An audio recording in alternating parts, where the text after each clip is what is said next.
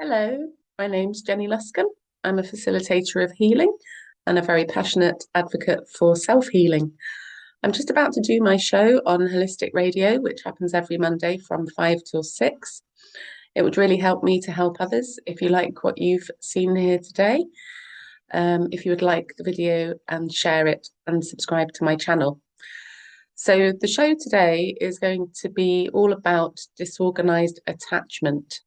So it was John Bowlby that originally innovated attachment theory, and then two wonderful ladies, they realized that two of these attachment styles merged together form a disorganized attachment. And I have got a few hunches that this is something very important that humanity needs to know about, because from what I'm seeing from my own life and from clients, this is very relevant. So if you're experiencing relationship issues, kind of push away, but also a pull towards and a flipping between the two, and however much healing you do, you seem to end up back at square one. It causes a lot of looping. Then stay tuned.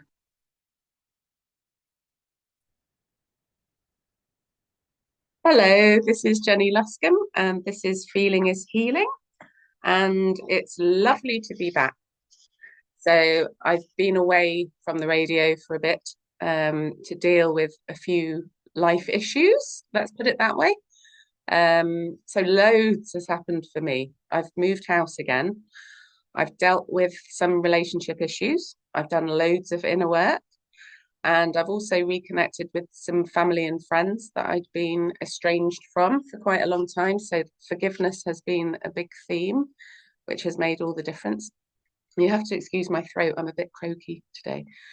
So yeah, I've also been spending time with family who are not well, and there's been some miraculous transformations. So it's been a very polar experience, and there's been difficulties, but also some profound healing and realization. So I've also been sensing very deeply how my own inner work and inner work, whoever's doing it really generally, is so deeply connected to what's happening for humanity collectively. So I'm glad to be back on the radio, and on these recent energetic adventures, I've been learning a lot about relationships, and that is one of the things that I'm here to do. And I've become guided to have an up close look at attachment theory, which I was already familiar with. And it's what I base a lot of my healing work on, that wisdom that came from attachment theory. But I'm relearning about this topic in the context of what I've been through in my life and what I see in clients often.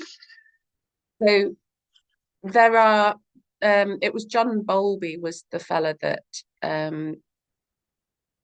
innovated, I don't know if that's the right word, but realized that there were three main attachment styles. So it was his work that I was familiar with.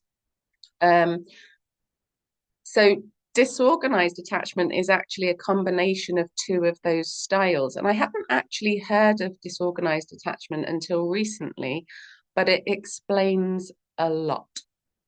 So if you're one of these people that feels like you can't trust life or you can't trust people, and your relationships have been very turbulent. So what kind of is the hallmark of this style of attachment is there's a push away and there's a pull towards. So you've got two opposing parts of consciousness going on at the same time, which causes looping.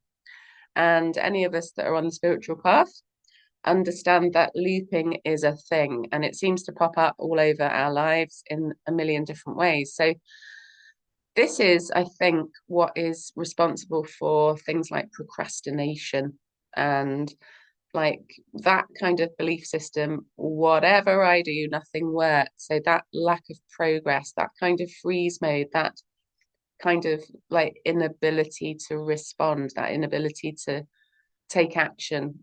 when all the other parts of you are screaming to do it, but you just can't. So this is when you have parts of consciousness that are kind of seemingly against each other. So what you have to do, which I'll go into sort of towards the end, is parts work. Parts work, I am convinced, is the answer to everything. I really think it is, because everything really on this planet that has gone wrong has been caused by the fragmentation of consciousness. So disorganized attachment is a combination of two of the main attachment styles. So what I'm going to do is it's a very complex thing, but I am going to do a little kind of whistle-stop tour of attachment theory that John Bowlby innovated. So he was the fellow who originally worked all of this out. So as very small children, when we were first in this world trying to make sense of everything, oh no, I'm not going to answer that. So there's three types of attachment that we can form as small children to our parents. There's a safe and secure attachment. There's an avoidant attachment. And there's an anxious, ambivalent attachment. So one of these attachment styles is a safe, secure one. The other two are unsafe and they feel insecure. So the safe attachment, the secure attachment, if you are a parent, or if you know anyone who is a parent of small children, please get them to look at this, because it will save their children so much pain. So how to get your child securely attached? It comes from attunement. So when your parents are present with you, when they're available, and they are connected to you, the person that you are, they're connected to who you are. They see into you. There's intimacy and connection. They see you as a person in your own right, as opposed to what happens to a lot of us, they mold you into what they want you to be. That's what happened to most of us. But when your parents see you as a separate individual with your own uniqueness and brilliance, and they allow you to exist and express who you are, they honor your free will choices. This is when the child feels safe and secure and seen and acknowledged and committed to and supported. And they actually have no real reason to feel unsafe. Their needs are met and they're safe to ask for what they need. So this child doesn't have any clinginess. They're not really particularly needy or fearful. They are actually quite confident and adventurous. And that is our natural state of being.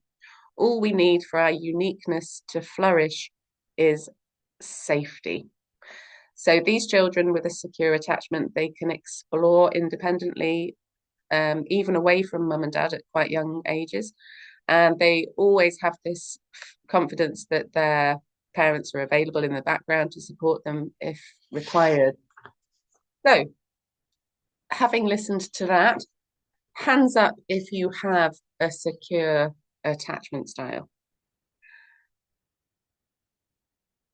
Now, no one. It's a tumbleweed moment, because no one that I know has that.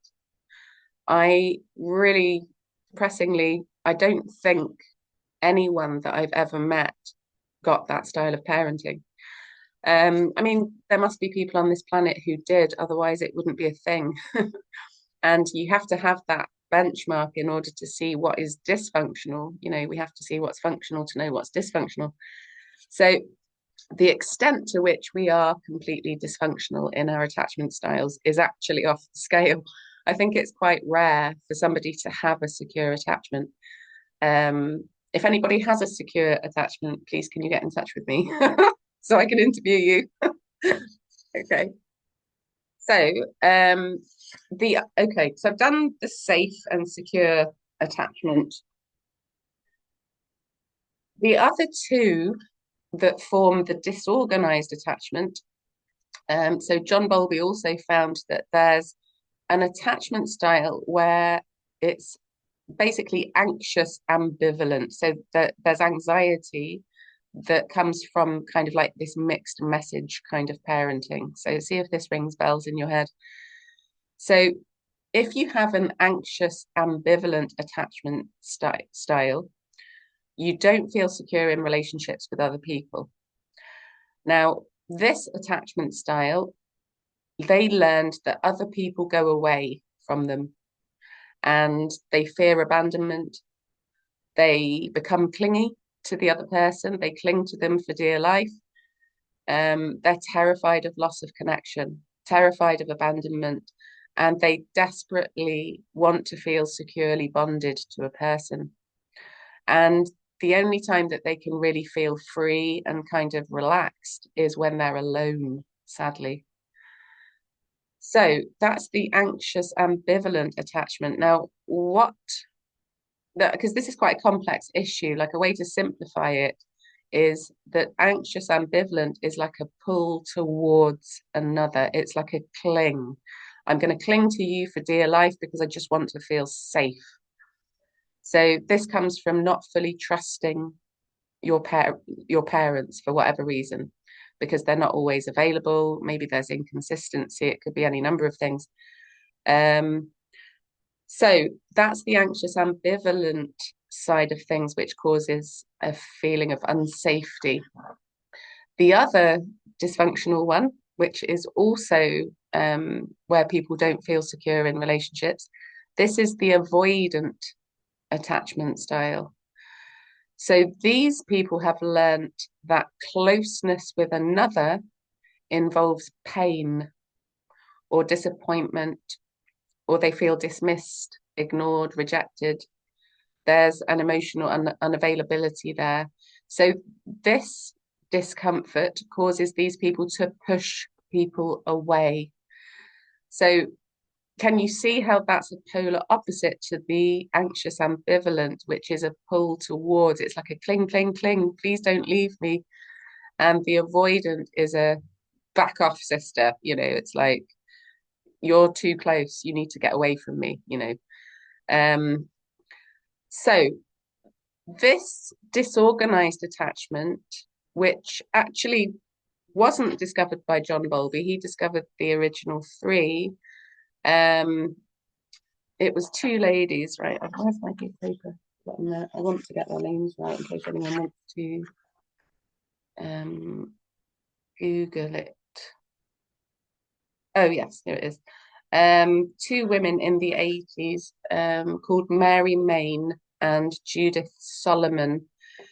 They were doing some research and they noticed certain children and infants, they didn't fit the secure attachment or insecure attachment because they noticed behaviors such as, they noticed children who would kind of move towards their parents for reassurance and safety, but then there would be kind of freeze mode behaviors, or they would look away from the parent that they'd just gone to seek attention from. So they realized that there can be a combination of both.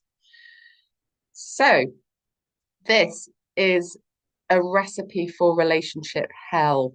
So it was Mary Main and Judith Solomon in the 80s. So this is the 80s doesn't seem that long ago to me.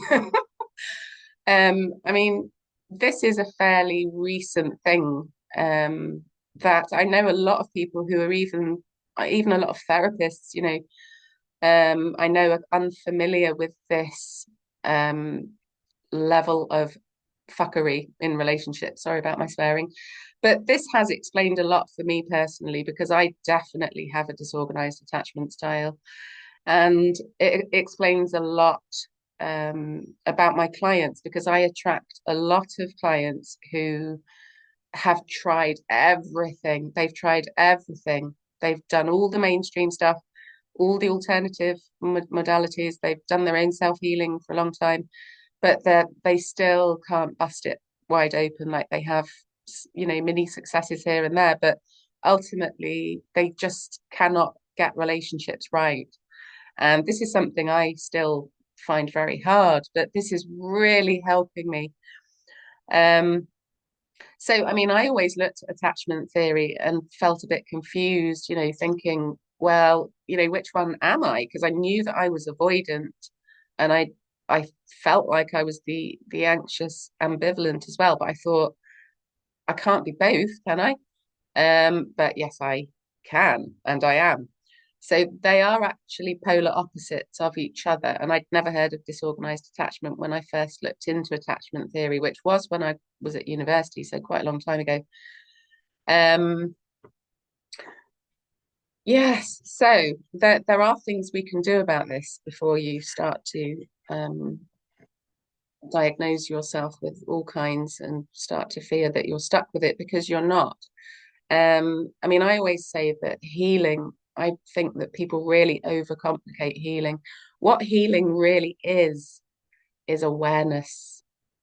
If you have awareness and understanding of something, then your subconscious mind will take over and start to show you the way. Um, so this fourth attachment style can explain many things. My clients, they will often just come and say, Jenny, I've tried everything, I've done all the healing, but I just keep coming back to square one. So this is extremely illuminating to me, and it seems to resonate with a lot of people that I've mentioned it to recently. And it also tallies up very clearly with the dysfunctional programming that is out there in the world. I am seeing it everywhere. I think I might do another show on that, just that. Um, so we've all got a boatload of programming from society, which has been designed to keep us down, to stop us from making progress, and to keep us looping. So that looping is what's caused me to see that this style of attachment it's almost like the vessel that Lucifer is working through. That sounds a bit dramatic, but no, seriously. I mean, this is what has been done to us on a massive scale. And we have had, seemingly unresolvable patterns of insecurity woven into our relationships and into our families, into our early childhood patterning that keeps us self-sabotaging and fighting with ourselves literally forever. But this is the generation that's going to bust this wide open. So I'm just going to give a bit of an example from my own life, which has sort of helped me see that I have both of these styles. Um, so, I mean, I've got lots of childhood memories of the kind of anxious attachment style of things, that insecurity, that clinginess. And I don't know how old I was, probably about 4 or 5, but I remember going through a phase of really fearing that my parents were going to leave us in the night. And sadly, I remember standing on the stairs listening, saying to myself, are they still here? Have they gone? Looking out the window to see if the car was still there. And I just remember agonizing and not being able to sleep because I just felt like I was going to be abandoned. So, but on the other side of the coin, I was deeply avoidant, especially when I became a teenager. I mean, I was scared of my mum. I was scared of her unpredictability, and there was a lot of shouting. There was a lot of humiliation and takedowns and bullying kind of behavior. So, I pushed her away. I was the rebel of the family. But I needed to cling at the same time. It's just an extremely tormenting and difficult situation to be in. So maybe this is ringing bells for some of you. And also, you hear people say things like that phrase, I can't live with them and I can't live without them. This is what it's about. And, when people say, oh, it's a love-hate relationship, it's disorganized attachment. It explains everything. And we kind of say throwaway things like that. And we all know people that are in relationships like that, even if we're not struggling with this ourselves. And people don't know why. They just kind of accept it. They accept that there's this difficulty that they seem to be stuck with. But we don't have to be stuck with this. We don't. And I'm not saying that this is easy to heal, because it isn't. And there's lots and lots of different aspects to it. I mean, I've spent the last 2 or 3 weeks, like maybe even up to a month, of going through different things, like lots of reuniting with family and observing people's patterns and healing dysfunctional relationships. And I've been getting messages from the universe on steroids. So I've been texting myself, like, just in the moment, these revelations that I'm seeing in the world. I'll see them in people, I'll see them in the systems, I'll see them like everywhere.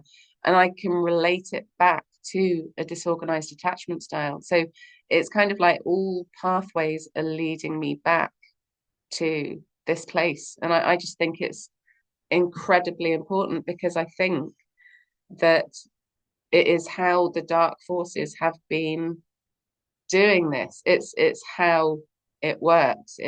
So, if we can see what's been done, we can undo that.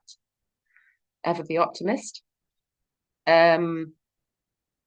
So I would highly recommend doing parts work. And this is something that it's a process that comes from a therapeutic modality called internal family systems. And I don't know much about that actually myself, but I've heard through clients that it's really good. So I might look into it. But there's other therapies like Gestalt therapy, I think, who use parts work. Parts work is one of the best things I've ever seen.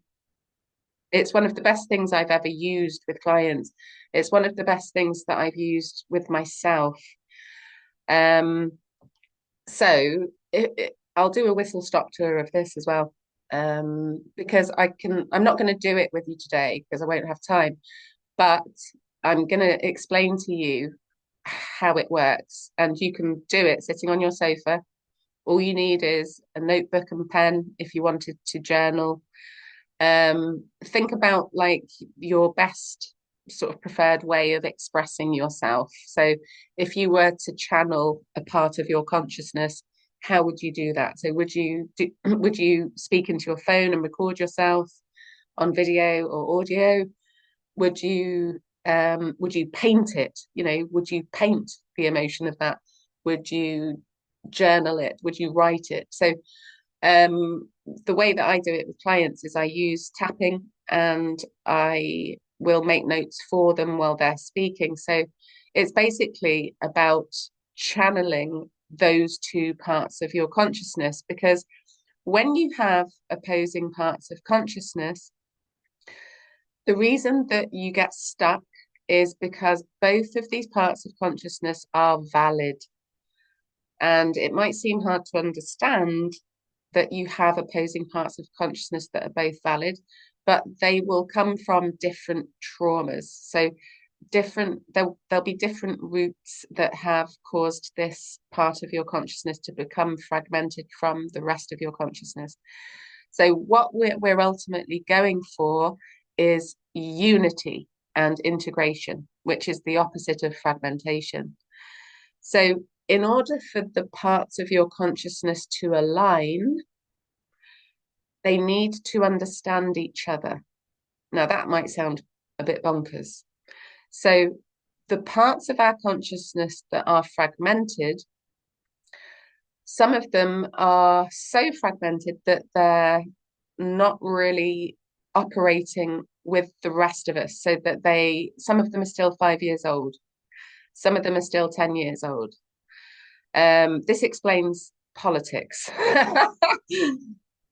So lots of men in suits, kind of at the age of, having not progressed past 5, the age of 5. But no, really, the parts of consciousness they're kind of like organisms in their own right. So when I work with people's parts of consciousness and I help them to express those, what you're basically doing is you're allowing that part of consciousness to exist. So a good example of this is addiction. So When someone's addicted to something and they want to stop doing that thing, but they can't, and they keep doing that thing. So you're on like a pendulum swing. So you have, I want to smoke, I don't want to smoke. I want to smoke, I don't want to smoke. Or when you want to get your project done or step into your purpose, whatever it is, I want to be powerful and take action. I don't want to take action. So these parts of you are as valid as each other. Like when you do parts work, um, ultimately, we're not going to make those parts wrong or bad, even if they're causing us quite a lot of suffering. We have to work with these parts of consciousness with compassion, and we want to allow them to be there. We want to hear everything they've got. We want to know what they've got to say and what they're thinking about, what drives them. So basically what's happening with disorganized attachment is that the anxious ambivalent attachment style and the avoidant attachment style within the same relationship are alternating and getting triggered. So what that looks like in a relationship is you might be dating someone or married to someone, or this might be with your kids, you might really love being with them and you're kind of like trying to spend as much time with them as you can. And then they might do something or say something that triggers your avoidant attachment style. So you might suddenly go, oh, why did they say that? And did the love go away? And so you start to feel anxious that something's changed in the relationship and that the love's gone, or you've done something wrong and they're pulling away from you and you need to cling. So that can be going on 1 minute, and then the next minute, that person has said something or they've done something that has scared you or has made you recoil from them or has offended you or it's made you feel unsafe. So it's making you want to back off and kind of get away from them and push them away. So you can be flip-flopping between those two attachment styles in the same relationship. So if you have disorganized attachment, it's likely that this is playing out in all your relationships. So what we ultimately want to do is we want to create a space for both of your parts of consciousness to express themselves. So the beautiful thing about parts work is that it's easy. Once I've told you how to do it, you'll probably just remember the instructions. It's not hard to do. It isn't a complex process. It can be quite an emotional process, and negative emotion might rise when you're doing that, which is the whole point, because you're surfacing the subconscious aspects that are causing, that are keeping that fragmentation there, if you see what I mean. So what you have to do for parts work is just get some paper, draw a line down the middle, if you're going to choose to write and use that form of self-expression. Basically have on one side avoidant attachment, push away. So one of them is the push, the other one is the pull.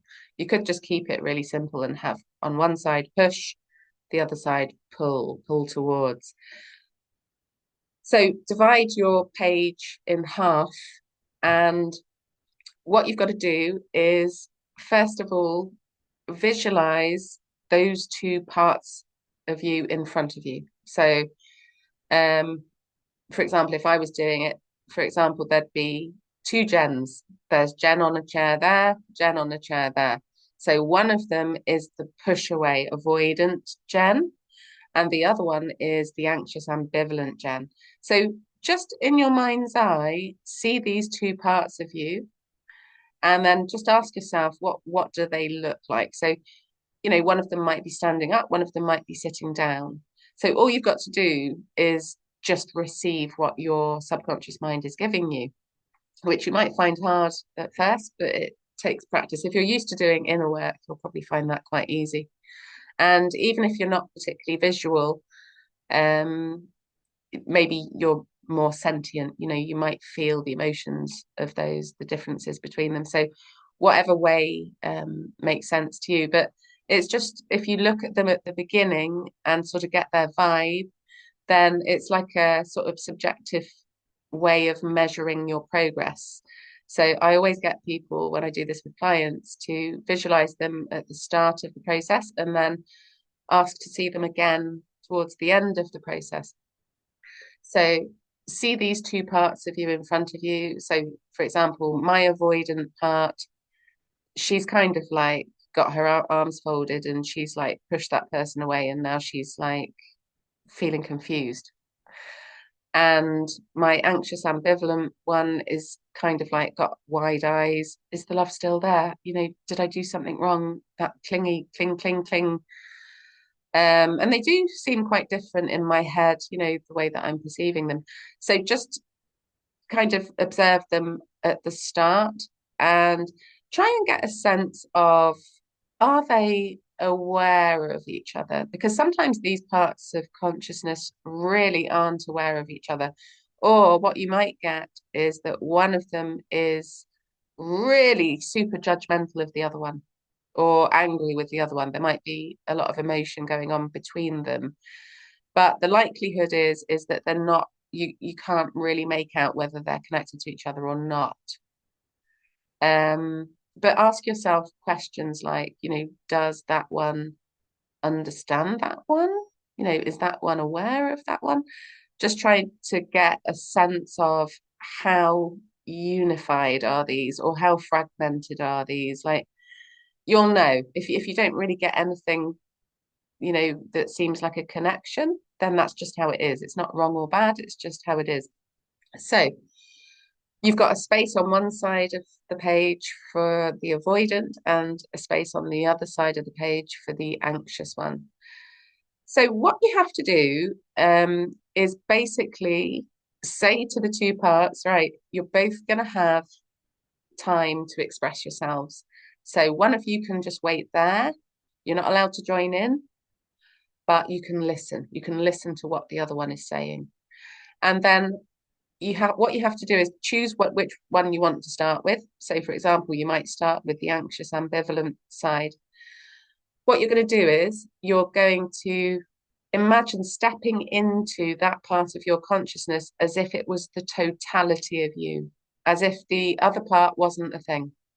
So take that on as if you were a method actor and basically just say to this part, right, I want to learn as much about you as possible. So imagine it's kind of like speed dating, where you just get as much information as you can.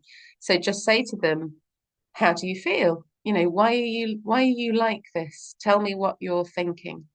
Tell me what you're feeling. Tell me what happens in a relationship when you get triggered. And then just write, write, write, just write. Writing is a brilliant way of channeling information that you didn't know was in there. So you might find that the pen's just writing away.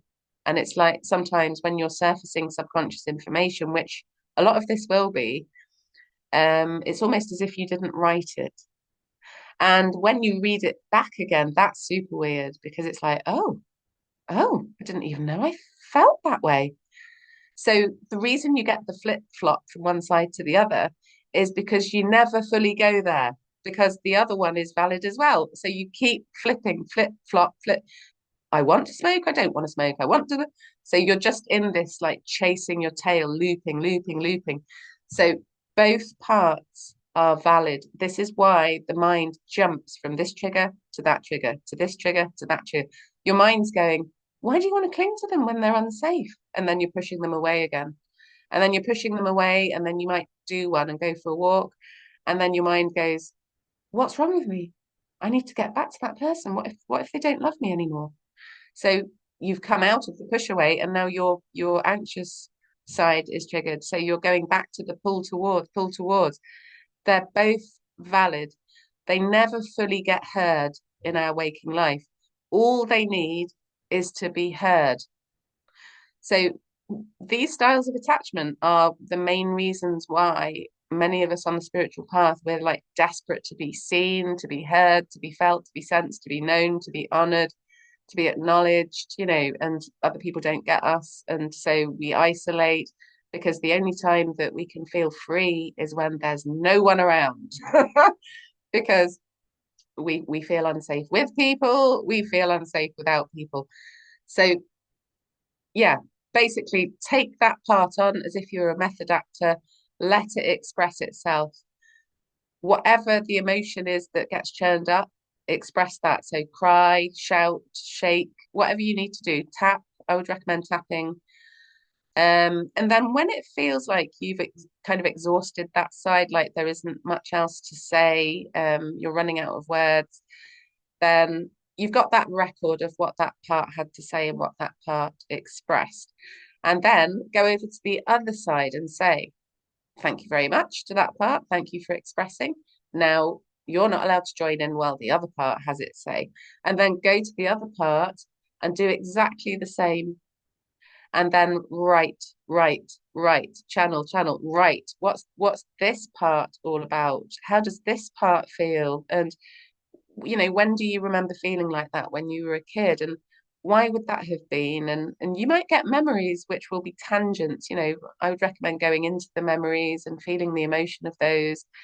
So basically, you've got to express both sides, but from the position of being totally in that consciousness as if that was the totality of you, because that way you're allowing that part to surface and express in ways that it probably never has done before, because it's constantly expressing itself a little bit. Oh, I'm triggered, and then you're back over on the other part getting triggered. So it never fully gets reconciled. So what we're ultimately looking for is resolution. Now, resolution can come from attention, like just paying attention. So if you think back to what I said at the beginning, the safe and secure attachment is caused by attunement and intimacy and allowing a person to be free and to exist as they are. So the antidote is attunement, attunement to both of these parts separately. So allowing them both to express. And then what you can do, what I do with clients that works really well, is get them to express both parts. I'll make some notes for them. And then we'll go back and I'll get them to repeat after me and to express those parts again and to tap, so that they're bringing healing and awareness and focused attention to those two parts. And then when you've done that, and there'll be tangents galore, millions of them. I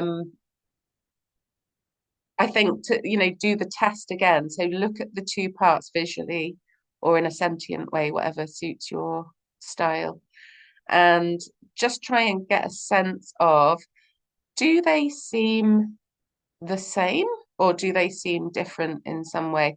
So after you've done this process, there isn't always a change straight away, because this is so kind of like heavily conditioned into us that you'll need to go back quite a few times. But each time you go back and do it again, you will be coming back from a different frequency, and there'll be changes each time. And that will really encourage you. The fact that you'll see that the parts are different and actually they've got different things to say as well. And different things will come out of it because you'll be on to like the next layer.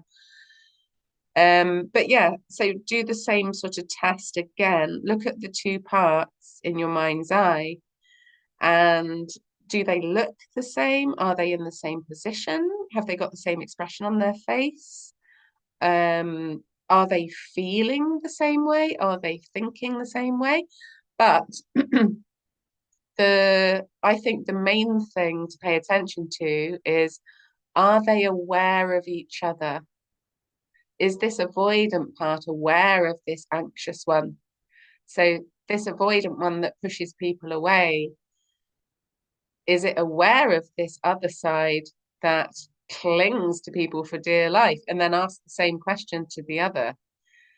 And what you ultimately want is for them to become acquainted with each other. So you could play out, like just use your creativity play out as many different ways as you can to get them to talk or to shake hands or to make some sort of connection. If they don't want to connect with each other, or they're actually judgmental of each other or angry or whatever it is, just let that play out. So that we don't want to diminish anything that comes up. We just want to allow it to be there. That's how to process this energy. And just think of it all as electricity that needs to ground, or it needs to complete a circuit. It might sound a bit crazy, but this is literally the answer to everything. I mean, I think that the majority of mental health issues that would be diagnosed by a psychiatrist can be solved by parts work. I seriously do, seriously. And it's such an easy process. And if you think about, the concept of success generally, if you think about how much money people spend on success, like moving towards success and taking courses, how do I become successful, blah, blah, blah. Your parts have to be aligned. If you're going to be successful in your field, or successful in your life, or successful in your relationship, whatever it is, then your parts have to be aligned. So your parts have to all be on board with each other. There has to be understanding and consensus and agreement and unity. Because if there isn't, if there's an opposition, like I want to smoke, I don't want to smoke, you're just stuck accelerating and braking at the same time, which means you're going nowhere. Hence the looping, hence the Luciferian consciousness. So I think that this is the vessel that the dark energies have been using to program us. So we can get underneath this and we can understand it. And if we can understand it, if we can understand what's happened to us, then we can ask our parts to become acquainted. And if they're not ready to do that, we just keep doing parts work. We keep going back to it until those parts, they do understand each other. I mean, a really, really brilliant question that a client asked the other day when I did parts work with her was she wasn't working on these two parts. She was working on some other parts of consciousness that were opposing. And I think actually we were doing we were doing the part of consciousness that was her mum and the part of consciousness that was her dad. So, like when you feel like you're being like one of your parents, we were doing this with her because she had negative traits going on from both her parents. So we did parts work using her parents as a stimulus kind of thing. So she said at the end of her parts work session, which had gone quite well, and there'd been lots of illuminating things come up and tangents and emotion and lots of stuff. She said, okay, when I said to her, how are your parts with each other? Like, what are they doing? Are they familiar with each other? Are they understanding each other? Does this part understand where this part's coming from? And one of her parts was looking at the other, going, yeah, well, there'd been a softening, but this part was going, how are you like that? Like, how are you like that? It was so judgmental. It was like, how are you like there'd been some sort of like they'd come closer together. There was sort of this merging of oh, I understand why you do that, or but there was still something unresolved, or like her parts weren't ready at that point to align, which is fine because it's a process. And it's very illuminating if you ask the question, does this part understand that part? Because that's how to get your parts to align. It's not about banishing one of them and saying, right, you're not allowed to exist, or banishing the other one, or banishing them both. That's just suppression. That's just denial. We can't deny these parts anymore because they're raging, like with the energies, in the world, and everybody's adaptive strategies have gone out the window. All the ways that we used to try to avoid our problems and stuff, like it's all gone. So we have to face ourselves now, and parts work is the answer, and we all need it. In my opinion, I think everybody on planet Earth needs to do parts work. Even those people that have a safe and secure attachment, those non-existent people that I don't think are real. I'm sure that they have opposing parts somewhere, because it's impossible to have been on planet Earth and not have some level of that going on. So, what time is it? Yeah, I'm not going to talk for much longer. I would recommend parts work. Keep going back to it. And then each time you go back to it, the parts might not be called push and pull anymore. They might be called something else. You might need to look at the vibe of those and then rename them.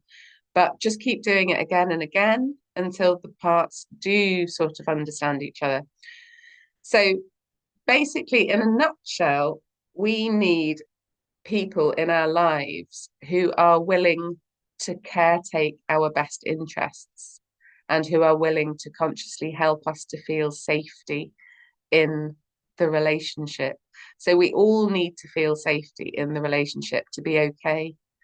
And if we're not feeling safety in the relationship, then we need to align with strategies for safety, and we need to be open about that, and we need to ask for that.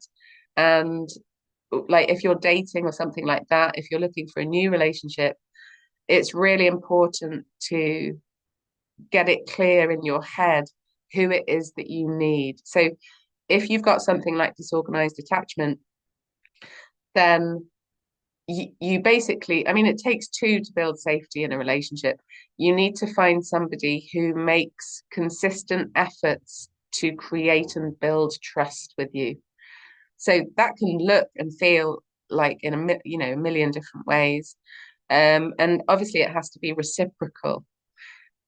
Safety has to be the utmost importance, because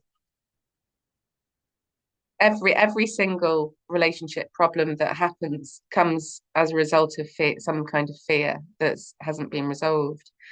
And in my opinion, the definition of love is when somebody will take your best interests as a part of them. Like they care about you enough to make your best interest their best interest. You know what I mean? So we all basically need people who are willing to consciously help us to feel safety in the relationship and move towards that.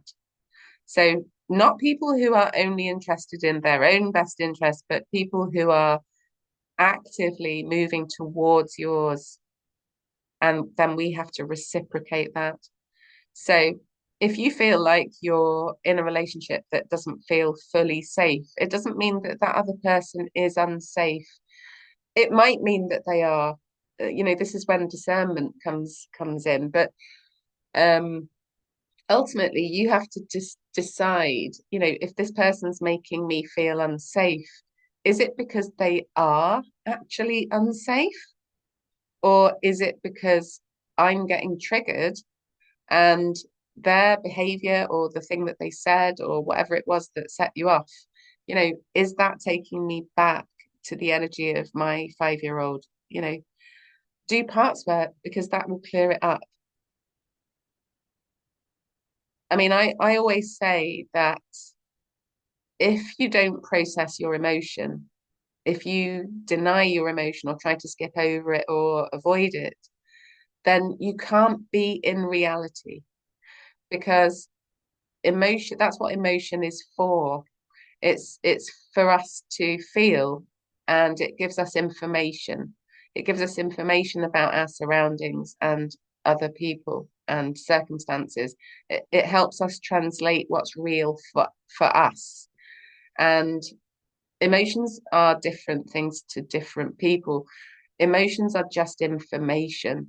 If you don't process your emotion and you don't listen to your emotion and you don't delve into it and ask yourself questions about why it's there, then you can't actually be in reality. And, I know that a lot of people listening to this are very interested in reality, and that many of us are seeing reality when others aren't, because we've done healing work or because we've had traumas that have cracked us open and then we've had to do healing work as a result of that. Like we are seeing truth in the world when others aren't, because on some level, we have worked through our emotional experience and we've received information from the processing of that emotional experience that has led us into our own truth and our own perceptions, which are different to other people's. So, yeah, so parts work, parts work, parts work. I can't emphasize it enough. It's the answer. So I hope that that's helped somebody out there, and I'm sure it will. I think I might do some more shows on this, but today has been kind of an introduction to what that is. But yeah, maybe next week, I'm not sure, but I will be talking about how I'm seeing this play out in the world as well. It's mind-boggling, absolutely mind-boggling. Anyway, I'll stop talking now. But thank you everybody for coming on the live, and thank you. Hello. Before you wrap it up, yes. I've got loads of questions, but we haven't got time for them all. But could you just explain to somebody who's never heard of it before, what is parts work? Parts work, okay. So parts work is, so the parts of parts work is parts of consciousness. So what happened to us when we were kids, when we experienced disapproval from our parents, is we suppressed aspects of our consciousness that felt too painful for us to process at the time. So our parents might have said, you shouldn't be angry, that, it's rude to be angry, it's rude to shout or whatever. So you might find that incredibly stressful that your parents have disapproved of you. So you want to please them, and ultimately they're keeping you alive and keeping you safe. So the only thing you can do at that point is to suppress your angry part, right? So once you've suppressed that angry part, then you've made it invisible to yourself. But other people can still see it, incidentally, but you've made it invisible to yourself because you don't want to experience that again, because it caused you to be disapproved of. So you've made it invisible. It hasn't gone anywhere, that part. You've just made it invisible to you. So now that in your adult life, if you don't solve that, that can cause you trouble, because if you suppress your angry part, your angry part is actually functional and you need it. You need it to help you see when you're being abused, or you need it to show you where your boundaries are. Like, if you suppress your angry side, you're going to have very unclear boundaries as an adult. So these parts of consciousness are parts of us that we suppressed in some way because we didn't know how to process them, because nobody taught us. And generally they feel unpleasant, so we've put them somewhere we don't want to see them. But we can actually suppress positive aspects of us, like if we were being confident and cocky and funny, and our parents didn't like that because they were busy, then we can suppress that creative aspect of us as well. So a part of consciousness is like an emotional part of you, or a behavior, or a thing that you said, or it can be like a topic. Oh, no, we don't talk about that in this family. You might suppress talking about certain things, or behaving in certain ways, or certain emotions. So those aspects, those parts of us, they will cause trouble for us if we don't surface them and we don't find out the information that that emotion is holding.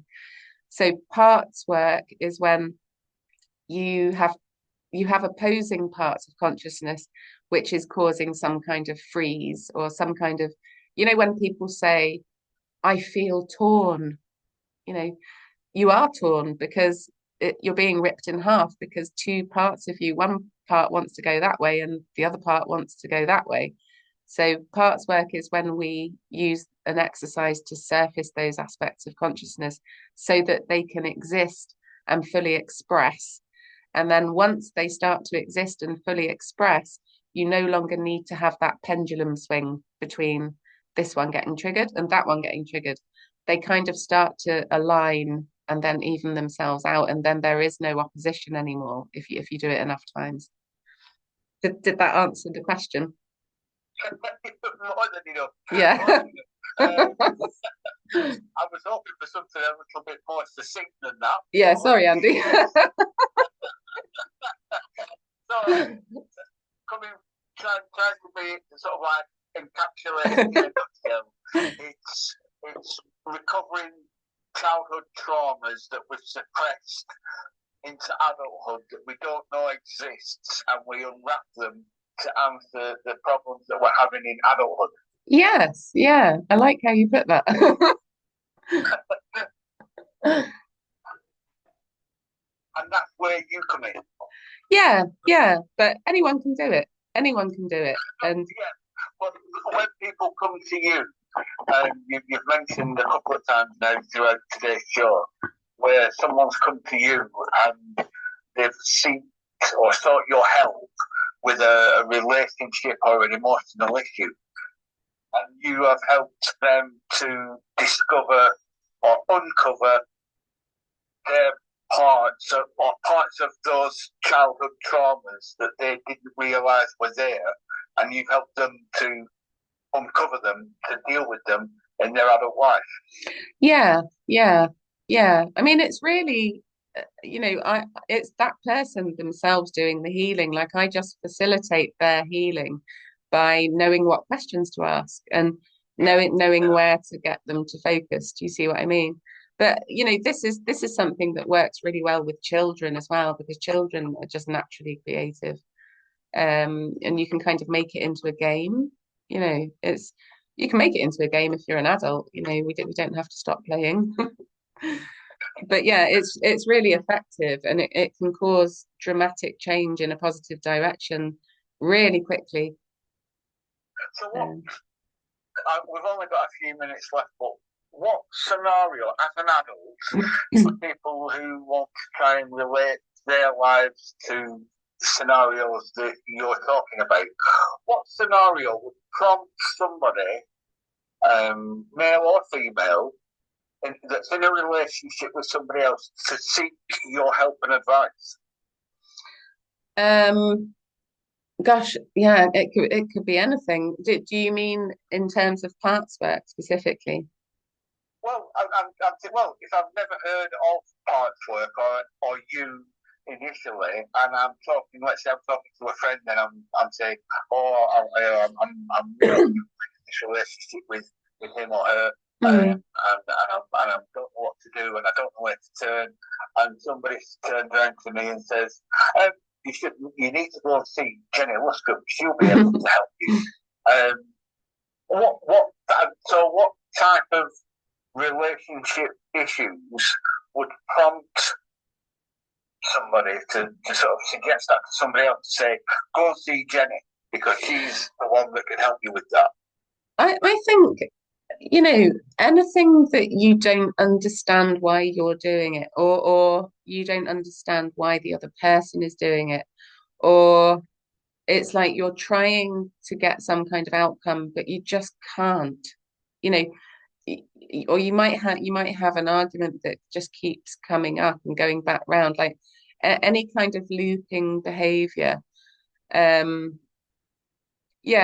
think like squeezing the toothpaste in the middle. Yeah, exactly like that. Yeah. That's one of the ultimate sort of frustrations in relationships, because one person squeezes the tube at the middle, or leaves the toilet seat up, or these tiny frustrations that in and of themselves are nothing, but yet become a huge thing, and they're the catalyst for something deeper. Yeah. I mean, something like that. Yeah, they can be a catalyst for a big blow up, can't they? Those kind of things. Ultimately, that is probably about feeling disrespected, isn't it? Like, they don't care about me, otherwise they would do that thing. Them being careless like that, that's showing me that they're feeling this, or they're not feeling this. I think like anything like that, it's what are you making it mean? Because something that seems harmless like that, but still triggers and causes distress and maybe an argument or whatever. Like, you have to look at the meaning. Like, what are you making it mean that that behavior has triggered you? Is it making you unsafe, or is it making you? The deeper meaning. Yeah, yeah. And that's the parts of you that you don't know exists, but it's manifesting itself through trivial actions or acts or whatever it might be.